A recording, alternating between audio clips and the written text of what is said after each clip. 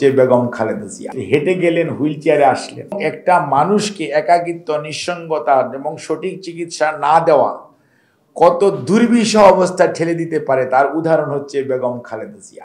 চিকিৎসক হিসেবে যদি বলতে বলেন তাহলে আলিয়া মাদ্রাসায় যাওয়ার দিন আপনাদের ছবিটা আপনাদের সবার মনে আছে। আমি সবসময় বলি উনি তো হেঁটে হেঁটে গিয়েছিলেন, এ ম্যাডাম তো হুইল চেয়ারে উঠেন নাই।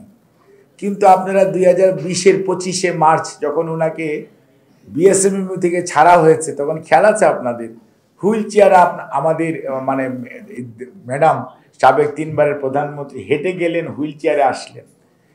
মাত্র 2 বছরের ডিফারেন্স, 2 বছরের ডিফারেন্স।